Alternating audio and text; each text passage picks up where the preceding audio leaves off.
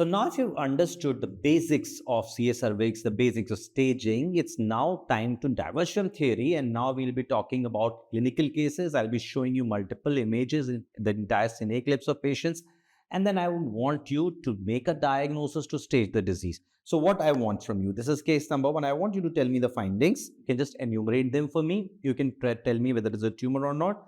Then I want you to make a diagnosis. Although in this case, the diagnosis is pretty certain. We're talking about carcinoma cervix only, so the diagnosis won't be changed. But what is more important is these two parameters.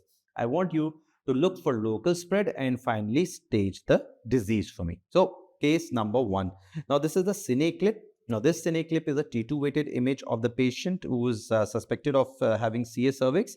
So let me play it slowly. So I'm going from one side to the other side. Now, this is a case which we've seen a number of times. So, I want you to tell me what are your findings and what is the possible pathology. So, here is the mid-sagittal image, and we are sure that we're dealing with a case of CA cervix. Why? Because it is showing an abnormal signal in the region of the cervical canal. So, first thing is, what about the internal os? Is it involved? Yes. So, first question is solved. We have a case of CA cervix which is involving the internal os. So this is all what we can tell on this sagittal view. The second thing which we can also tell is involvement of vagina. Is the vagina involved? No, vagina doesn't look involved. Vagina is not involved. Now, if vagina is not involved, the tumor is confined in the cervix. It is a stage 1 tumor, which we can see that is B. However, if there is involvement of either parametrium or vagina, it directly is upstage to stage 2. So vagina is not involved. Second thing which we will have to see is the parametrium. Then we'll also have to measure its maximum size and dimension in order to stage it according to 1 or 2 tumor. This is the post-contrast image. In the post-contrast image, again, you don't see any additive finding. We can see that this entire tumor is enhancing. There is a significant enhancement of this lesion. We can also see a small cystic lesion which is located in the terminal part of the vagina. This is likely a Bartholin's cyst, which is commonly seen at the vulval region. So this is the contrast enhanced image, again not giving us any additional information that we could make out from T2. Now this is the most important sequence. This is the axial sequence, and this is one of those sequences which we have already talked about before. So in this sequence we can clearly see that there is parametrial spread of the tumor. It means that this tumor is now upstage to 2B. Now when we talk about 2B, we don't need a size criteria. For 2A, there is a size criteria, but once there is parametrial invasion, it is directly upstage to stage 2B. What are the treatment options available? We can go ahead and do a concurrent chemoradiotherapy. Chemoradiotherapy for such patients. These are not the patients who are direct candidates for surgery. This is the diffusion weighted image, and you can also actually appreciate that in diffusion weighted imaging also you can see that there are certain areas of high signal which are seen in the adjoining part of the parametrial tissue. We don't see any significant nodes. On these type of nodes which are less than 8 mm, the size criteria is 8 mm. So if there is a node which is less than 8 mm, it doesn't look suspicious to me. At times it may show certain pop out on a diffusion weighted imaging, but as long as the size criteria is not met, I won't be calling it as a positive lymph node. If it would have been a positive lymph node, then the disease would have been directly upstage to stage 3B. But since we don't see a significant lymphadenopathy, we'll stick to our original staging of stage 2B. So I think this was pretty easy for you, clear to you. Now let's have a look at case number 2. Patient, 55-year-old female, coming to you with vaginal discharge. This is again a case that we've seen previously, a sagittal T2 weighted image, and what do we see? We can see that there is a mass replacing the entire cervix. So first question I'll ask you is internal os involvement. Is the internal os involved or not?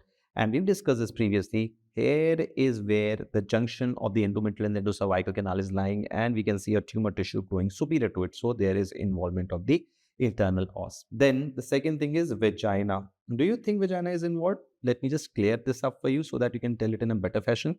Do you think vagina is involved in this case? No, vagina looks fine. There is no involvement of vagina. So vagina is not involved. It means it looks like a stage 1B disease. 1A obviously we cannot see. If it is a stage 1B disease, if we want to call it a stage 1B disease, the next thing we'll have to look at is the parametrium. So let's have a look at the parametrial tissue. What do you think? Is the parametrium involved or not? So what do we see? We can see that the T2 hypointensity is nowhere to be seen. In fact, specifically here, we see that it is not present. We can see a small rim of 5.10 rim here, somewhat here, but there is definite extension beyond the parametrium. So there is involvement of parametrium. So at least this is a stage 2B tumor.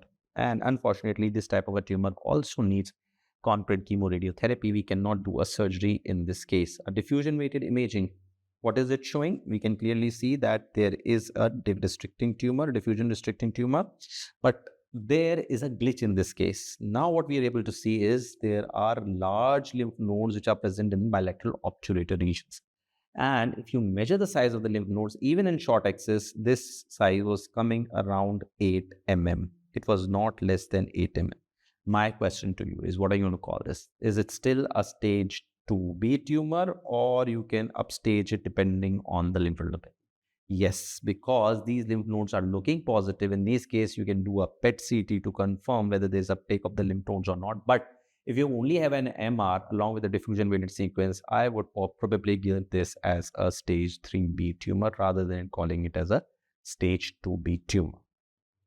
Now, this is the cine clip of the same patient. Let us see whether it can give us any additional benefit or not. So we're just going to start it from here. What do we see here? We can see that there is an irregular mass lesion, and this mass lesion is clearly showing parametrial invasion. I mean, at times coronal can give us even better picture. Look at this parametrium. This is all involving and extending into the parametrial tissue. I can see solid tumor which is growing outside the cervix. In fact, you can see all these vessels. These vessels are nothing but these vessels are the vessels which are being encased. These are the vessels which are located in the parametrium. So there is clear-cut parametrial invasion in this case of tumor. And since we could see some enlarged lymph nodes as well along the obturator group in the pelvic side walls. So this is a classical case of stage 3B tumor. I think this is going to be clear with all of you, and we've reached a consensus over it. This is the contrast enhanced scan of the same patient, and we can see that this tumor is enhancing. Again, I'm showing you all these images just to complete the case scenario, because whenever you're going to be doing these cases, these are the basic set of images that you're going to be acquiring in all patients. So here we're seeing that this tumor is enhancing, but frankly speaking, in contrast administration doesn't really add to the total diagnostic accuracy or the diagnostic efficacy.